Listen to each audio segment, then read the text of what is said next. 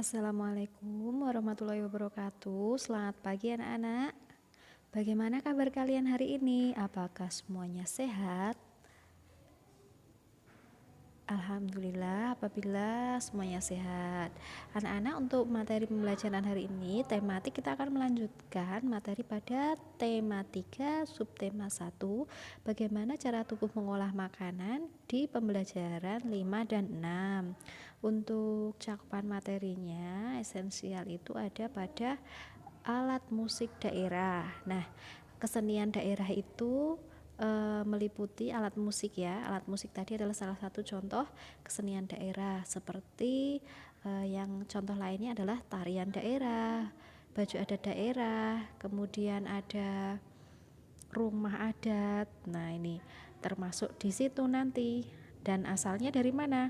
Sudah kita ketahui bersama bahwa Indonesia ini terdiri dari berbagai macam budaya, suku, ras maupun agama, yang mana pasti akan melahirkan banyak sekali kesenian-kesenian dan budaya-budaya daerah yang biasanya itu berbeda dari daerah satu dan ke daerah lain itu berbeda karena berbagai macam faktor yang mempengaruhi, termasuk lingkungan alam juga bisa mempengaruhi anak-anak. Lah, apa hubungannya seperti lingkungan alam kok bisa mempengaruhi adat dan kebiasaan? Nah, itu hubungannya dengan bagaimana cara penduduk itu melangsungkan kehidupan, memenuhi kebutuhannya. Begitu penjelasan awalnya. Silahkan kalian simak video ini. Yang sudah kita pelajari kemarin adalah pencernaan pada hewan sapi, pencernaan manusia, interaksi sosial, dan interaksi manusia terhadap lingkungan hidup. Nah, kita akan tambah dengan materi yang selanjutnya. Silahkan disimak videonya.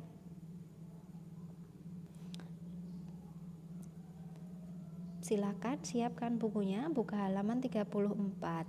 Suatu pagi, Dayu mengeluh sakit perut saat ia sedang berbaris dan bersiap masuk ke kelas. Setelah dicari tahu, ternyata Dayu tidak sarapan. Malam sebelumnya, ia juga terlambat makan malam. Akhirnya, sakit mahnya pun kambuh. Nah, ini yang kemarin Bu Guru sampaikan, pentingnya sarapan ya. Banyak orang berpikir bahwa penyakit mah hanya bisa diderita oleh orang dewasa. Ternyata anak-anak pun bisa terkena mah. Apa penyebabnya? Apa gejala mah yang dialami anak-anak sama dengan yang dialami orang dewasa? Nih, kalian perhatikan, pada anak-anak yang mudah memproduksi gas pada lambungnya memiliki pantangan makanan. Misalnya, tidak boleh makan pedas dan asam. Mereka harus banyak makan sayur dan buah, serta tidak boleh terlalu banyak makan mie instan.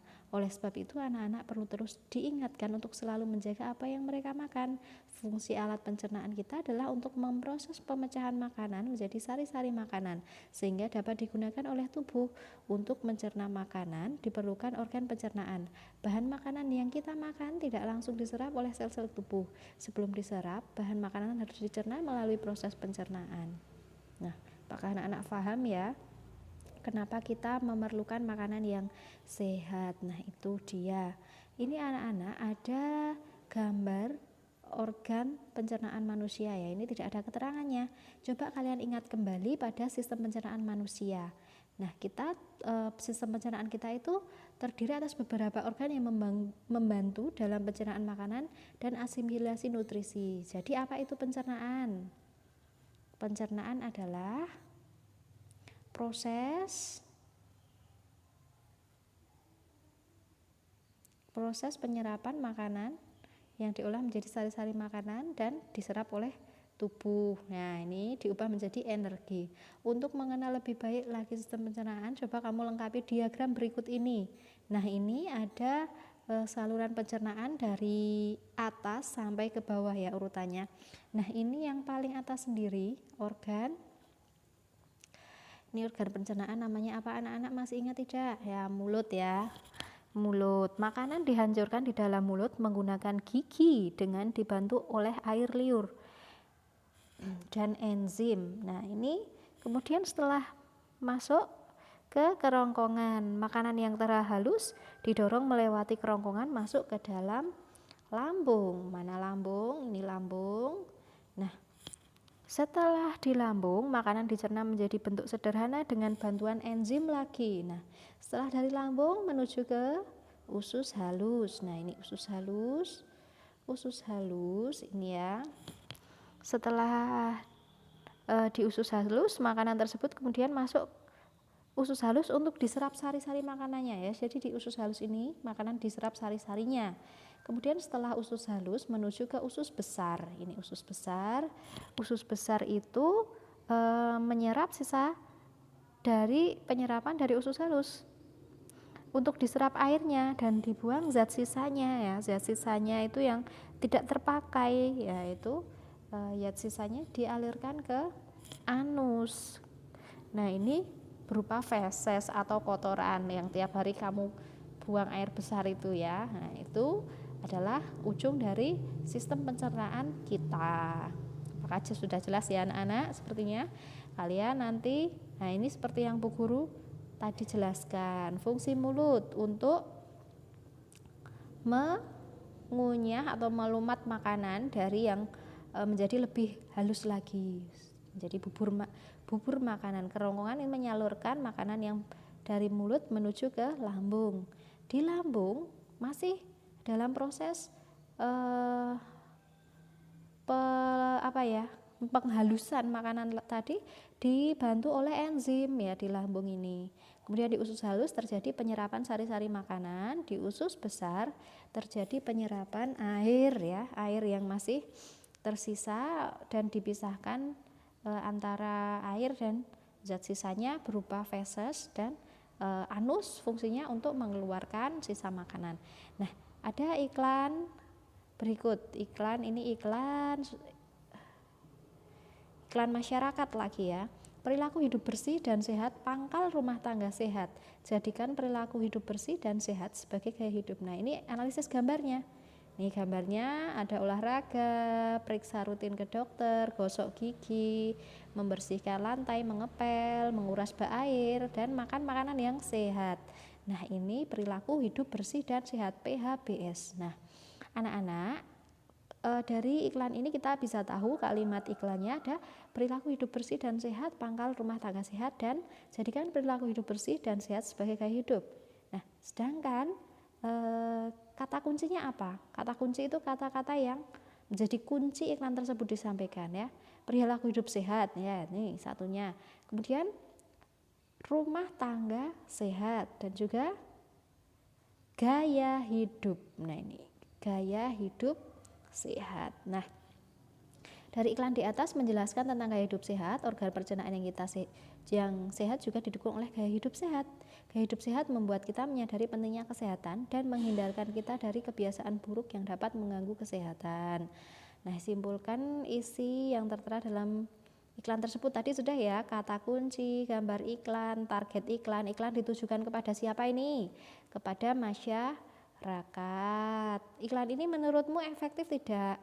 Nah, sudah efektif ya, karena gambar dan kalimat iklannya itu sudah saling melengkapi. Nah, untuk membuat iklan yang baik, nah bagaimana membuat gambarnya yang bagus, kemudian kalimat iklannya yang bagus dan menarik, kata kuncinya yang menarik. Nah, fungsi iklan di atas adalah mengajak masyarakat untuk hidup sehat. Baik, kita lanjut.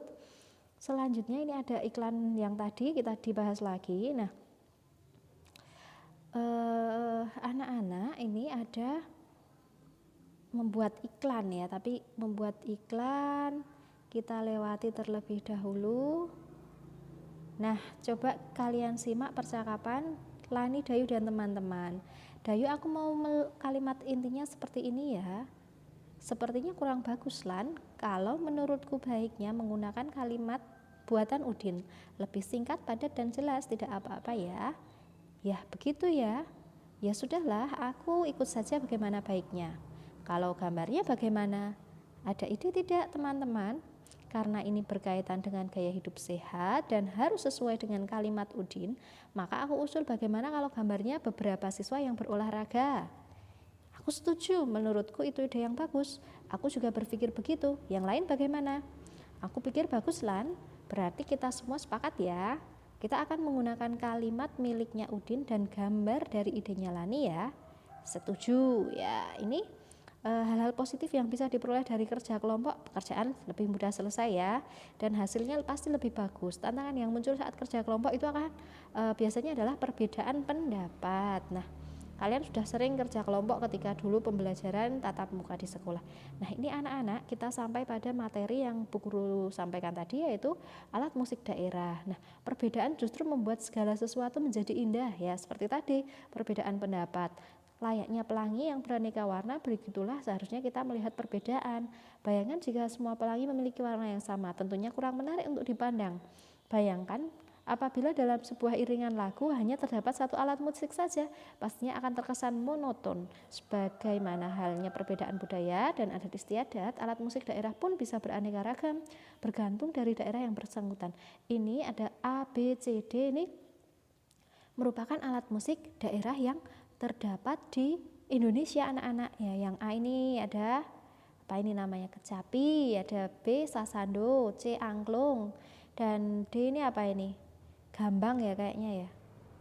Nah, coba nanti kalian cari anak-anak, kalian cari, tuliskan nama alat musiknya dan asal daerahnya, identifikasikan asal alat musik pada gambar dan nama-nama alat musik tersebut dan dari mana asalnya. Apakah perbedaan alat musik A dan B, bedanya apa A dan B, yaitu bentuknya mungkin ya, tapi cara memainkannya sama ya, dipetik. Kemudian apa perbedaan alat musik C dan D, ini digoyang dan ini dipukul. Apa alat musik khas daerah di tempat tinggalmu, tempat tinggal kita itu mempunyai alat musik daerahnya apa ya anak-anak?